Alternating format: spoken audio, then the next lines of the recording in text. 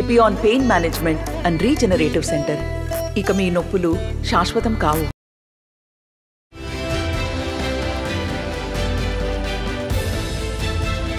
అతను అప్పటికే ఓ కానిస్టేబుల్, కానీ ఓ సిఐ తనను 60 మంది పోలీసుల ముందు అవమానించాడు. దీంతో ఆ అవమానాన్ని తట్టుకోలేకపోయాడు. అదే రోజు డిసైడ్ అయ్యాడు తాను ఐఏఎస్ కావాలని. ఛాలెంజింగ్ గా తీసుకుని కానిస్టేబుల్ ఉద్యోగానికి రిజైన్ చేశాడు. ఆ రోజు నుంచే ప్రిపరేషన్ ప్రారంభించాడు. పట్టు విడవని విక్రమార్కుడిలా చదివాడు. లక్ష్య సాధన కోసం నిరంతరం శ్రమించాడు. ఫలితంగా యూపీఎస్సీ సివిల్స్ లో 780వ ర్యాంకు సాధించాడు.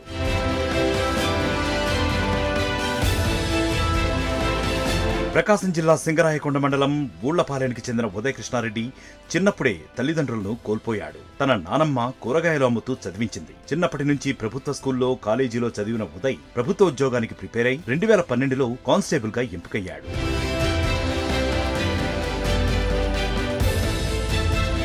ఉదయ కృష్ణారెడ్డి కానిస్టేబుల్ గా విధులు నిర్వహిస్తున్న సమయంలో ఓ సీఐ తనను అవమానించాడు.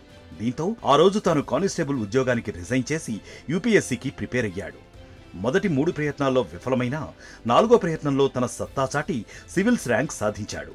2023 ఫలితాల్లో 780వ ర్యాంకును సొంతం చేసుకున్నాడు. అయితే తనకు ఐఏఎస్ క్యాడర్ కాకుండా ఐఆర్ఎస్ వచ్చే అవకాశం ఉంది. దీంతో తాను మళ్లీ ఐఏఎస్ కోసం మళ్లీ ప్రిపేర్ అవుతానని, ఐపీఎస్ కావడమే తన లక్ష్యమని చెబుతున్నాడు.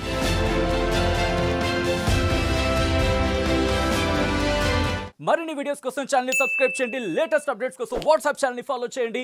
అండ్ లింక్ డిస్క్రిప్షన్ లో ఉంది.